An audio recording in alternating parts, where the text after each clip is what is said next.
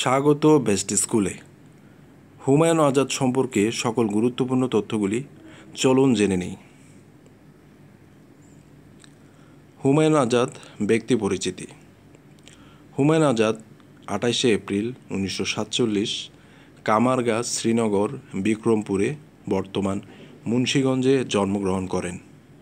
তিনি একাধারে কবি, ঔপন্যাসিক, ভাষাবিজ্ঞানী, সমালোচক, রাজনীতিক, ভাষাবিদ, কিশোর সাহিত্যিক, গবেষক এবং অধ্যাপক ছিলেন।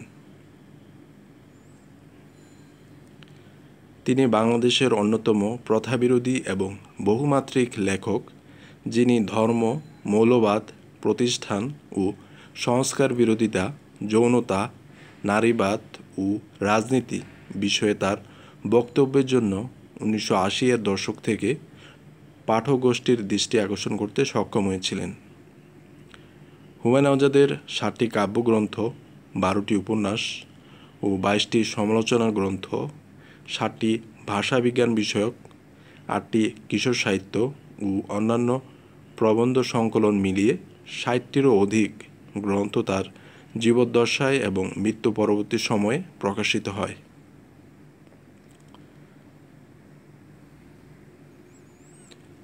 উনিশশো 1992 সালে তার নারীবাদী গবেষণা সংকলনমূলক গ্রন্থ নারী প্রকাশের পর বিতর্কের সৃষ্টি করে এবং 1995 থেকে 2000 সাল পর্যন্ত 4.5 বছর ধরে বইটি বাংলাদেশ সরকার কর্তৃক নিষিদ্ধ ছিল।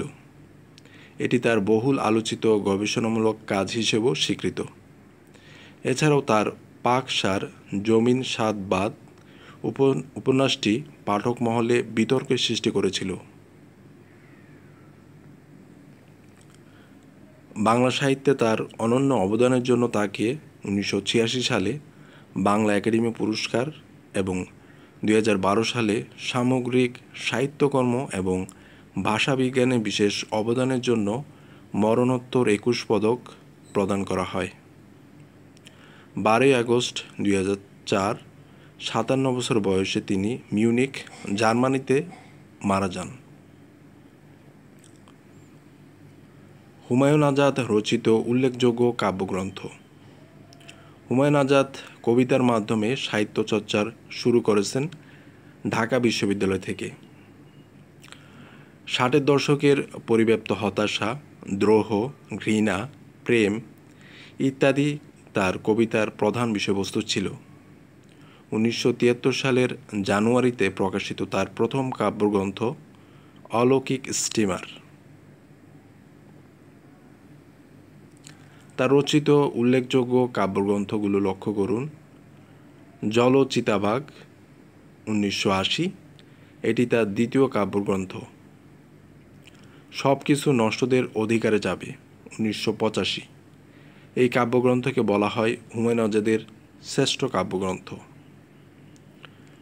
যতই গভীরে যায় মধু, যতই উপরে যায় নীল 1987। আমি বেঁচেছিলাম অন্যদের সময়ে 1990। কাফনে মোরা অশ্রুবিন্দু 1998।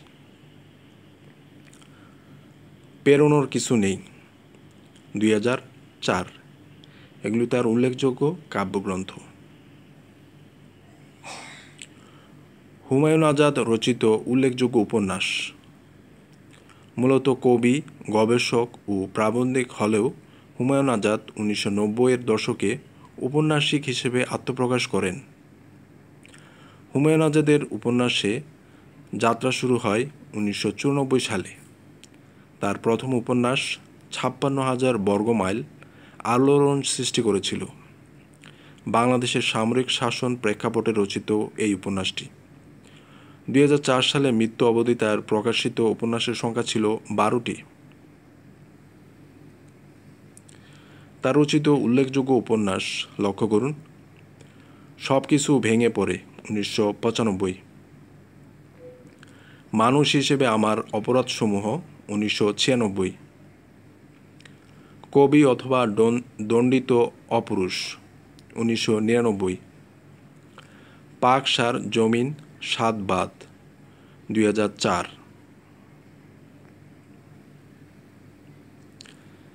একটি খুনের স্বপ্ন 2004, ফালি ফালি করে কাটা চাঁদ 2001, নিজের সঙ্গে নিজের জীবনের মধু 2000। এগুলো হচ্ছে তার উল্লেখযোগ্য উপন্যাস। হুমায়ুন আজাদ রচিত কিশোর সাহিত্য। তার রচিত উল্লেখযোগ্য কিশোর সাহিত্যগুলো লক্ষ্য করুন: লাল নীল দীপাবলি বা বাংলা সাহিত্যের জীবনী 1976, কত নদী সরোবর বা বাংলা ভাষার জীবনী 1992, আব্বুকে মনে পড়ে 1989, আমাদের শহরে একদল দেবদূত 1996।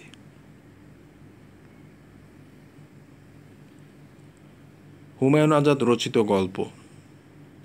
তার প্রথম গল্পটির নাম অনবরত তুষারপাত। এই গল্পটি প্রকাশিত হয় ইত্তেফাক পত্রিকায় 1979 সালে। তার রচিত উল্লেখযোগ্য গল্পগুলো লক্ষ্য করুন: জাদুকরের মৃত্যু 1996, যা তার 5টি গল্প সংকলন; বুক পকেটে জোনাকি পোকা 1993, যা তার 3টি গল্প সংকলন।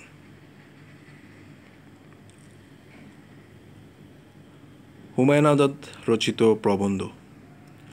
হুমায়ুন আজাদ ছিলেন বাংলা সাহিত্যের অন্যতম শ্রেষ্ঠ প্রাবন্ধিক। 1992 সালে প্রকাশিত নারী, স্বাধীন বাংলাদেশে নারীবাদ বিষয়ক প্রথম প্রবন্ধ বই।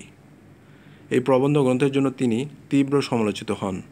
ফলে 1995 সালের 19 নভেম্বর তৎকালীন বাংলাদেশ সরকার কর্তৃক বইটি নিষিদ্ধ ঘোষণা করা হয়। তার রচিত উল্লেখযোগ্য প্রবন্ধ গ্রন্থসমূহ: আমরা কি এই বাংলাদেশ চেয়েছিলাম 2003, দ্বিতীয় লিঙ্গ 2001। তাছাড়া 2000 সালে প্রকাশিত মহাবিশ্ব ছিল তার একটি বিজ্ঞান বিষয়ক প্রবন্ধ। ভিডিওটি ভালো লাগলে চ্যানেলটি অবশ্যই সাবস্ক্রাইব করুন এবং লাইক করুন। তথ্যচিত্রটি দেখার জন্য অনেক ধন্যবাদ।